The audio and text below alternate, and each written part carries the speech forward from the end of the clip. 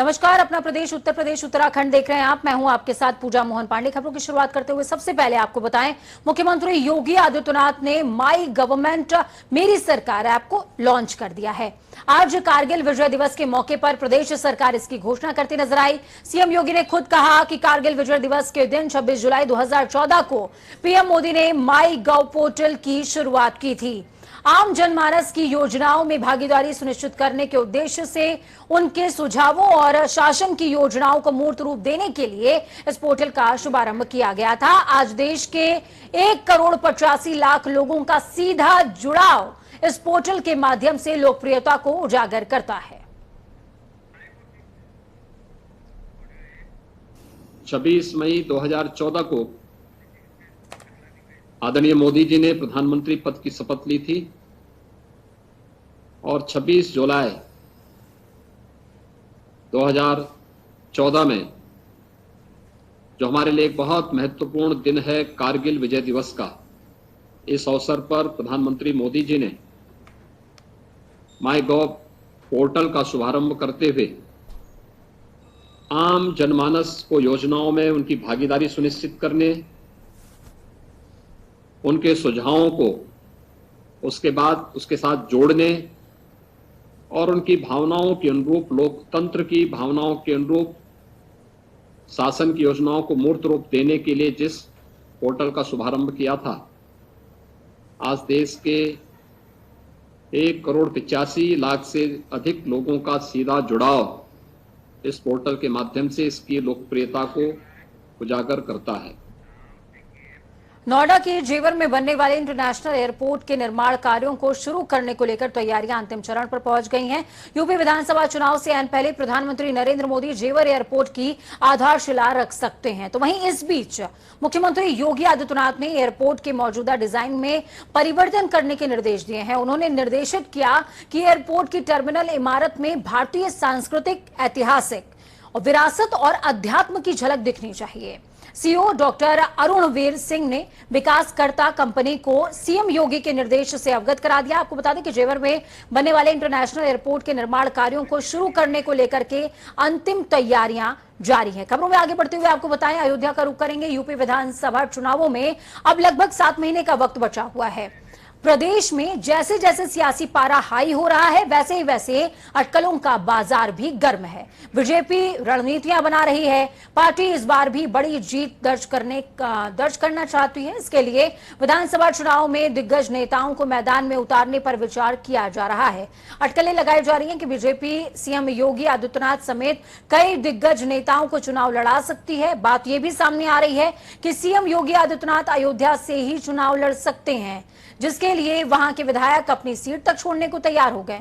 तो वहीं इसके अलावा डिप्टी सीएम केशव प्रसाद मौर्य, दिनेश शर्मा और बीजेपी के प्रदेश अध्यक्ष स्वतंत्र देव सिंह ने भी चुनाव लड़ने की अटकलें तेज कर दी हैं।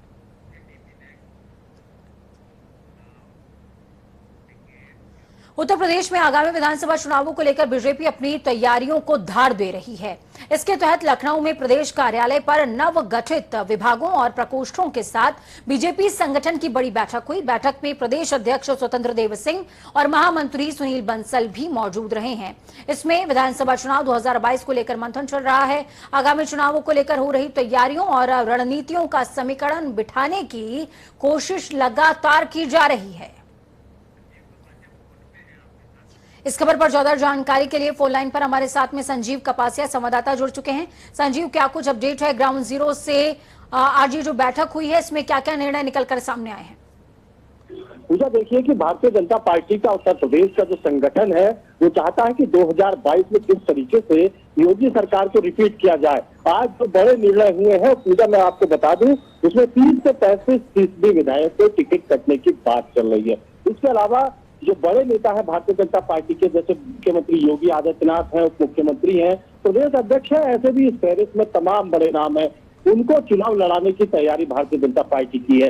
इसके अलावा सेवा ही संगठन और आखिरी पायदान पर खड़े व्यक्ति के पास तक भारतीय जनता पार्टी का कार्यकर्ता योगी सरकार की योजनाएं पहुंचे, इस पर मंथन हुआ है। इसके अलावा जो प्रकोष्ठों के अध्यक्ष हैं प्रभारी हैं, सह प्रभारी हैं, उनको नई नई जिम्मेदारियां आज उत्तर प्रदेश के प्रदेश अध्यक्ष और प्रदेश महामंत्री संगठन देने का काम करेंगे, ताकि उत्तर प्रदेश सरकार की योजनाएं और संगठन की मजबूती निचले पायदान तक पहुंचे, ताकि जो भारतीय जनता पार्टी के सामने उत्तर प्रदेश में विपक्षी दल है उनको कैसे परास्त किया जाए, ये भी रणनीति आज उत्तर प्रदेश की इस अहम बैठक में देखने को मिली। पूजा, बिल्कुल, बहुत शुक्रिया संजीव हमारे साथ जुड़ने के लिए, अहम जानकारी साझा करने के लिए।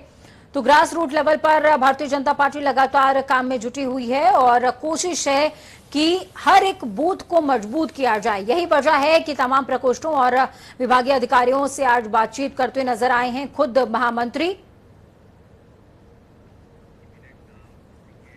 खबरों में आगे बढ़ते हुए आपको बताएं कि उप मुख्यमंत्री केशव प्रसाद मौर्य आज मथुरा दौरे पर पहुंचे थे, जहां उन्होंने रमण रेती आश्रम में साधु संतों से मुलाकात करते हुए उनका आशीर्वाद लिया है। डिप्टी सीएम यहां बांके बिहारी मंदिर में दर्शन करने वाले थे, लेकिन देरी से पहुंचने के कारण दर्शन नहीं हो सके हैं। केशव प्रसाद मौर्य अपने दौरे के दौरान मथुरा पीडब्ल्यूडी गेस्ट हाउस में स्थानीय अधिकारियों के साथ विकास कार्यों को लेकर बैठक भी करेंगे, जिसमें वो चल रहे कामों की समीक्षा भी कर सकते हैं। उत्तर प्रदेश में एक बार फिर से बीजेपी की बहुमत के साथ सरकार बन सकती है। स्वतंत्र एजेंसी मेट्रोराइज न्यूज ने प्रदेश के 75 जिलों में एक सर्वे करवाया, जिसमें यह सामने आया है कि अगर जुलाई से पहले सप्ताह में या जुलाई ही सप्ताह में चुनाव हो जाएं, विधानसभा चुनाव हो जाएं, तो भाजपा को 278 से 288 सीटें तक मिल सकती हैं और लगभग 43% वोट मिलते नजर आ रहे हैं। ये खास रिपोर्ट देखिए।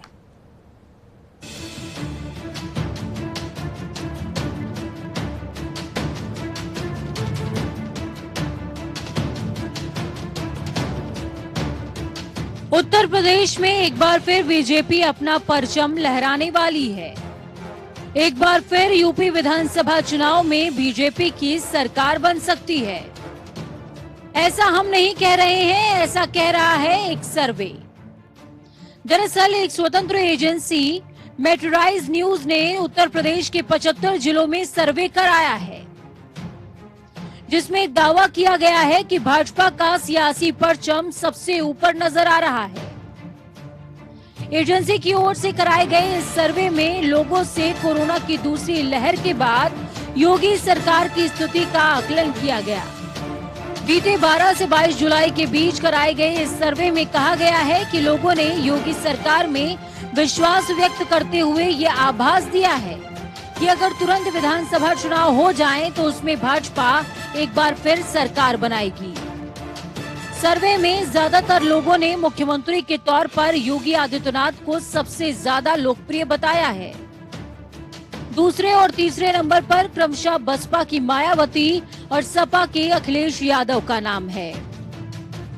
लोगों से बातचीत के आधार पर सर्वे में निष्कर्ष निकाला गया कि मई 2021 में अगर विधानसभा चुनाव होते तो भाजपा को 178 से 182 सीटें ही मिलती। भाजपा का वोट 32% रहता। सीएम योगी के ग्राउंड पर उतरने के बाद स्थितियां तेजी से बदली हैं। अगर जुलाई के पहले हफ्ते में चुनाव होते तो भाजपा को 278 से 288 सीटें मिलती और 43% वोट, जो कि एक अच्छा बहुमत है। कोरोना की दूसरी लहर के दौरान मुख्यमंत्री की भूमिका से 45% लोग संतुष्ट नजर आए। सीएम योगी खुद कोरोना की चपेट में आए, लेकिन कोविड रिपोर्ट नेगेटिव आते ही ताबड़तोड़ रैलियां की थी। कोरोना की दूसरी लहर के बीच सीएम योगी ने 45 जिलों का दौरा भी किया। अपने दौरे के दौरान सीएम ने पूरे स्वास्थ्य इंफ्रास्ट्रक्चर की समीक्षा की। सीएम योगी के इन दौरों के बाद हालात तेजी से बदलते भी नजर आए और जनता ने इसे सराहा भी। तो वहीं सूबे में चल रही ब्राह्मण की राजनीति को लेकर के भी सर्वे में एक परिणाम सामने आया है। इस सर्वे में परिणाम सामने आया कि अभी भी 64% ब्राह्मण भाजपा के साथ हैं। ब्राह्मणों की दूसरी पसंदीदा पार्टी बसपा और फिर कांग्रेस है, जबकि इस दौड़ में सपा सबसे पीछे है। दलित वोटरों के बीच बसपा 45% समर्थन के साथ सबसे आगे है। दूसरे नंबर पर 43% दलित वोटर भाजपा के साथ जा रहे हैं। मेट्रोराइज न्यूज के इस सर्वे की अगर माने तो बीजेपी की सरकार बनना लगभग तय माना जा रहा है। वहीं बीजेपी भी अपनी पार्टी की ग्राउंड जीरो पर पकड़ बनाने के लिए लगातार बैठकें और मंथन कर रही है। लेकिन इस सर्वे में सबसे ज्यादा हैरान करने वाली बात जो सामने आई वो ये, सर्वे में दूसरे नंबर पर लोकप्रिय मुख्यमंत्री के तौर पर मायावती का नाम उभर कर सामने आया है, जबकि विधानसभा चुनावों में सपा और बीजेपी के बीच सीधी टक्कर मानी जा रही है। हालांकि इसके पीछे वजह ये मानी जा रही है कि मायावती के कार्यकाल के दौरान लोग मायावती के प्रशासनिक होल्ड से प्रभावित हैं। खैर, ये तो रही सर्वे की बात, लेकिन असल आकलन विधानसभा चुनाव में ही होगा। ब्यूरो रिपोर्ट, जनता टीवी। वहीं करगिल विजय दिवस के मौके पर देश आज शहीदों को नमन कर रहा है, शहादत के सामने सिर झुका रहा है। इस अवसर पर लखनऊ में शहीद स्मारक के सामने करगिल स्मृति वाटिका में मुख्यमंत्री योगी आदित्यनाथ ने शहीदों को नमन किया, उनकी प्रतिमाओं पर पुष्पांजलि अर्पित करी। इस दौरान मुख्यमंत्री योगी आदित्यनाथ ने कहा, करगिल विजय दिवस की आज 22वीं जयंती पर हम सेना के जवानों की शहादत पर उनको नमन करते हैं। उन्होंने कहा कि भारत की फौज की बहादुरी और संयम का प्रतीक है। हमारी फौज के पराक्रम को पूरी दुनिया ने देखा है, उसके सामने सिर झुकाया है। सीएम योगी आदित्यनाथ ने कहा कि इसी बहादुर फौज के साथ भारत मजबूती के साथ अपनी सीमा की सुरक्षा करने में सफल रहा है। आज हम लोग शहीदों के बलिदान के कारण ही सुरक्षित हैं। सेना, अर्धसेना या हमारे बहादुर जवान पुलिस से हो, इन सभी के शहादत पर राज्य सरकार अपनी ओर से शहीद परिवारों को 50 लाख रुपए की सहायता, परिवार के एक सदस्य को शासकीय सेवा में समायोजन और शहीद के नाम से किसी एक भवन या मार्ग के नामकरण के साथ साथ उनका कोई एक स्मारक बनाने की कार्रवाई भी अपने। तो वहीं कारगिल विजय दिवस की 22वीं सालगिरह के मौके पर रक्षा मंत्री राजनाथ सिंह, सीएम योगी आदित्यनाथ और सीएम पुष्कर सिंह धामी ने श्रद्धांजलि अर्पित करी। इस अवसर पर लखनऊ में शहीद स्मारक के सामने कारगिल स्मृति वाटिका में मुख्यमंत्री योगी आदित्यनाथ ने शहीदों को नमन किया, उनकी प्रतिमाओं पर पुष्पांजलि अर्पित करी और सीएम धामी ने भी शहीदों को श्रद्धासुमन अर्पित किए हैं। सेना के शहीद आश्रितों को मिलने वाली पेंशन को 8,000 से बढ़ाकर के 10,000 करने की घोषणा सीएम धामी ने करी, जिससे प्रदेश के लगभग 800 परिवारों को सीधा फायदा पहुंचेगा।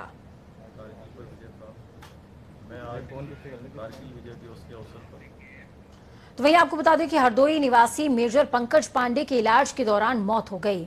उनका अंतिम संस्कार असम के लेखा पानी में किया गया। जवान के शहीद होने की जानकारी मिलने पर मुख्यमंत्री योगी आदित्यनाथ ने शहीद परिवार को 50 लाख की आर्थिक सहायता और परिवार के एक व्यक्ति को सरकारी नौकरी देने की स्वीकृति भी प्रदान कर दी। मुख्यमंत्री का स्वीकृति पत्र लेकर हरदोई के सदर विधायक नितिन अग्रवाल, जिलाधिकारी अविनाश कुमार जवान शहीद के घर पहुंचे, जहां उन्होंने शहीद को श्रद्धासुमन अर्पित किए। शहीद के पिता अवधेश पांडे ने हरदोई में तैयार हो चुके मेडिकल कॉलेज का नामकरण अपने बेटे के नाम पर किए जाने की मांग की और इस नेक कार्य के लिए अपनी समस्त चल अचल संपत्ति तक दान करने की बात कही है। यूपी सरकार से हमारा एक विशेष करके अनुरोध है कि 33 साल की उम्र में जो इसने कर दिखाया है, हमारे लगभग जहाँ तक मेरी जानकारी है हरदोई में इतनी कम उम्र में ऐसा किसी ने नहीं किया। तो अगर श्रद्धांजलि वाकई में भारत सरकार या यूपी सरकार हमारे बेटे के लिए देना चाहती है तो कुछ बड़ा करें। छोटे मोटे गलियों के नाम रख करके हम अपने बेटे की शहादत का अपमान नहीं करें। कर सकते हैं तो मेडिकल कॉलेज का नामकरण करें। चल अचल प्रॉपर्टी सारी अगर जरूरत पड़े सरकार को तो हम खुद अपनी लगा देंगे, हमें कुछ नहीं चाहिए। जहां आज पूरा देश करगिल शहीदी दिवस मना रहा है, तो वहीं लखनऊ में शहीद विवेक सक्सेना का परिवार धरने पर बैठा हुआ है। आपको बता दें कि विवेक सक्सेना मणिपुर में सन 2003 में शहीद हो गए थे, जिसके बाद सरकार ने उन्हें सम्मान राशि देने की बात तो कही थी, लेकिन 18 साल बीत गए हैं। इसके बावजूद उनके परिवार को सम्मान राशि तक नहीं मिल सकी। वहीं शहीद का परिवार सरकारी चौखट के चक्कर काट काट कर थक गया, जिसके बाद वो धरने पर बैठने को मजबूर हो गया। परिजनों का कहना है कि जब तक उनकी मांगे पूरी नहीं हो जाती तब तक वो धरने पर बैठे रहेंगे। मेरे को मांगे कोई पूरी नहीं सरकार ने की है। अभी तक मेरा बेटा 2003 में शहीद हो गया था, अभी तक उसका कोई सम्मान नहीं दिया गया है। तहसील में जाते हैं, वहाँ पर शासन दे देते हैं कि हम करेंगे ये काम, अभी तक हमें नहीं किया। ना ही मेरे बेटे को कोई नौकरी मिली और ना ही क्या ना मेरे कुछ दिया गया, ना उसका स्कूल में जो पढ़ा है सेंट्रल स्कूल में केवी में, उसको भी क्या ना वहाँ पर भी इनॉग्रेशन नहीं किया गया उसका। और जो मणिपुर गवर्नमेंट से मिलना चाहिए था वो भी नहीं मिला अभी तक, और यहाँ पर भी किसी ने कुछ नहीं किया है। अभी जो शौर्य चक्र का पैसा मिलना चाहिए था वो भी नहीं दिया गया, जो जमीन लैंड मिलनी चाहिए थी वो भी नहीं मिली है। तहसील के चक्कर काटते काटते मैं थक गई हूँ।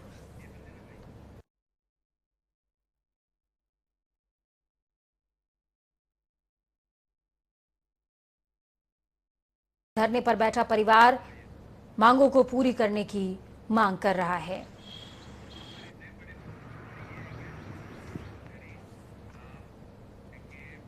तो आज सावन का पहला सोमवार है। हिंदू धर्म में सावन मास के साथ ही इसके सोमवार का भी विशेष महत्व होता है। इस दिन भगवान शिव की विधि विधान से अगर पूजा की जाए तो शिव प्रसन्न होते हैं, मनवांछित फल देते हैं।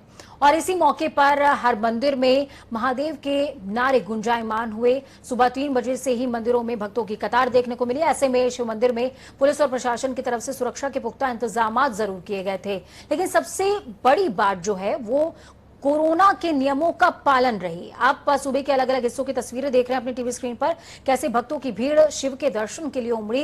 लेकिन सबसे बड़ी बात, शिव के दर्शन तो हुए होंगे, लेकिन क्या संक्रमण के खतरे से हम बच पाए क्या? कानपुर देहात, लखनऊ, मेरठ, मुजफ्फरनगर, वाराणसी, फर्रुखाबाद, चित्रकूट और बाराबंकी की तस्वीरें इस समय आपकी टीवी स्क्रीन पर।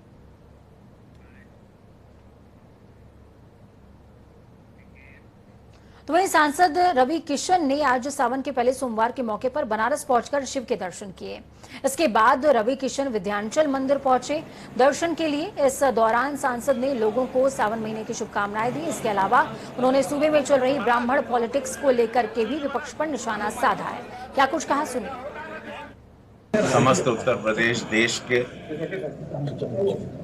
ये सावन का पावन महीना है, तो नमः पार्वती पदे हर हर महादेव कहूंगा। तो वो है ब्राह्मणत्व, वो है ब्राह्मण ज्ञान देता है, ब्राह्मण धर्म का प्रचार प्रसार करता है।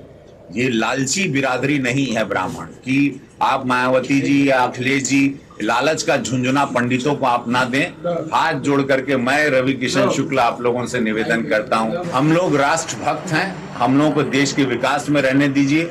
हम लोगों को पूरा यकीन है यशस्वी प्रधानमंत्री नरेंद्र मोदी जी पर, पूज्य योगी महाराज जी पर। ब्राह्मण उन लोगों के साथ है, साथ रहेगा, क्योंकि राष्ट्र के साथ जो भी सरकार रही या राष्ट्र का भला सोची उसके साथ ब्राह्मण रहेगा।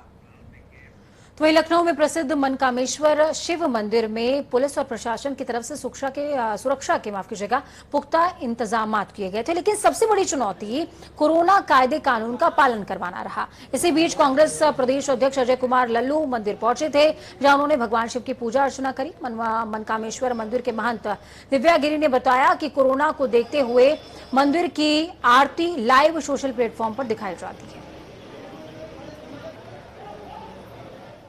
की आस्था है और हम इनके शिष्य हैं।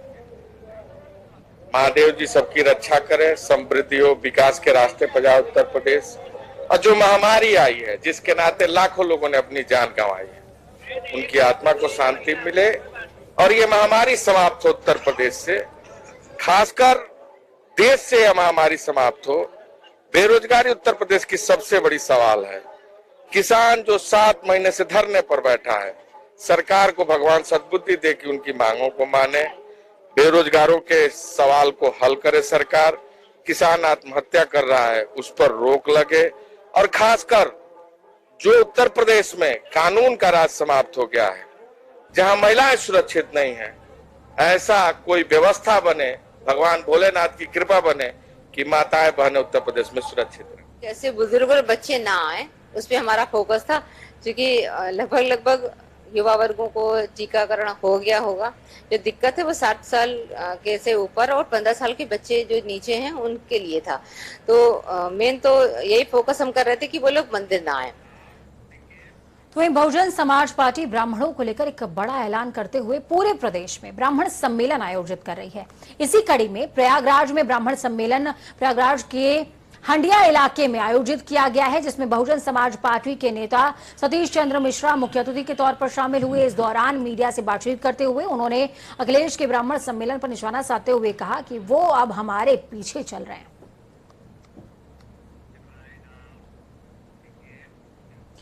तो वहीं अब खबरों में रुख करेंगे देवभूमि का। आपको बता दें कि करगिल विजय दिवस के मौके पर राजधानी देहरादून के गांधी पार्क में मुख्यमंत्री पुष्कर सिंह धामी ने शहीदों को श्रद्धा सुमन अर्पित किए, जहां कार्यक्रम में सैनिक कल्याण मंत्री गणेश जोशी, मेयर नगर निगम देहरादून सुनील उनियाल गामा ने भी शहीदों को श्रद्धा सुमन अर्पित किए हैं। तो वहीं मुख्यमंत्री पुष्कर सिंह धामी ने सेना के शहीद आश्रितों को मिलने वाली पेंशन को 8,000 से बढ़ाकर के 10,000 करने की घोषणा कर दी है, जिससे सीधे 800 परिवारों को फायदा पहुंचेगा। कारगिल विजय दिवस हमारी सेना के अदम्य साहस और वीरता का परिचायक था, जिसमें भारतीय सेना ने कारगिल पर विजय प्राप्त की। मैं आज कारगिल विजय दिवस के अवसर पर सभी हमारे सैनिकों को मैं अपनी शुभकामनाएं देता हूं और बधाई देता हूं, और साथ ही साथ सभी शहीदों को मैं नमन करता हूं इस अवसर।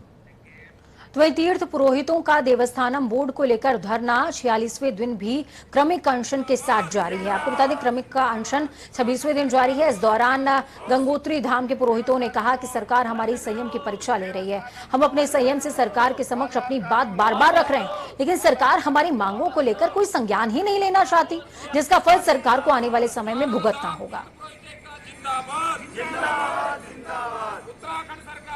इस खबर पर ज्यादा जानकारी के लिए अजीत कंबोज हमारे साथ सीधे जुड़ चुके हैं। अजीत, क्या कुछ अपडेट है? पुरोहित और सरकार के बीच में रार लगातार जारी है। बिल्कुल पूजा, अगर उत्तराखंड चारधाम देवस्थानम बोर्ड की बात की जाए तो जो रार है वो लगातार बरकरार है। हालांकि उत्तरकाशी दौरे के दौरान मुख्यमंत्री पुष्कर सिंह धामी ने एक उच्च स्तरीय कमेटी का गठन करके जल्द ही सभी मामलों को सुलझाने की बात जरूर कही थी, लेकिन इस बात को भी लगभग 4 से 5 दिन बीत चुके हैं। अभी तक जो समिति है वो अस्तित्व में नहीं आ पाई है, तो इसके चलते जो आंदोलन था वो यथावत जारी है। आज 46वां दिन इस बात को हो चुका है, और जिस तरह से तीर्थ पुरोहितों की अगर बात की जाए तो वो लगातार सरकार से मांग कर रहे हैं कि देवस्थानम बोर्ड को पूरी तरह से खारिज किया जाए। हालांकि थोड़ा सा राहत उनको ये जरूर मिली थी, मुख्यमंत्री ने जब बयान दिया था कमेटी को लेकर, लेकिन कमेटी अभी तक अस्तित्व में नहीं आ पाई है, तो ऐसे में उनको भी उम्मीद नहीं है कि अभी जल्दी सरकार इस पर कोई निर्णय लेगी। लेकिन जो विरोध प्रदर्शन है, चाहे कार्मिक अनशन की बात हो, वो चारों धामों पर लगातार जारी है। बिल्कुल जी, बहुत शुक्रिया अजीत हमारे साथ जुड़ने के लिए, अहम जानकारी ग्राउंड जीरो से साझा करने के लिए। तो वहीं आपको बता दें कि उत्तर प्रदेश में 108 और 102 एम्बुलेंस कर्मियों ने रविवार रात 12 बजे से सेवा को ठप कर दिया है। करीबन 4,500 एम्बुलेंस कर्मी जो है वो हड़ताल पर चले गए हैं। एम्बुलेंस खड़ी हो गई है, जिसके कारण पूरे प्रदेश में हाहाकार मचा हुआ है। प्रदेश सरकार ने एम्बुलेंस की एडवांस लाइफ सपोर्ट सेवा का कॉन्ट्रैक्ट नई कंपनी को सौंप दिया है। कंपनी बदलने पर पुराने कर्मियों को हटा दिया जा सकता है। इसी से सारे कर्मचारी सहमे हुए हैं, डरे हुए हैं और हड़ताल पर चले गए। तस्वीरें आपको आज दिखा रहे हैं कानपुर, देहात, बहराइच, बदायूं, फर्रुखाबाद, महोबा, वाराणसी, हमीरपुर और गोरखपुर। वक्त यहाँ पर छोटे से ब्रेक का। ब्रेक के उस पार खबरों का सफर लगातार जारी है। बने रहिए जनता टीवी के साथ, क्योंकि हमें आपकी ताकत, अपना और अपनों का बहुत ज्यादा ख्याल रखिए। नमस्कार।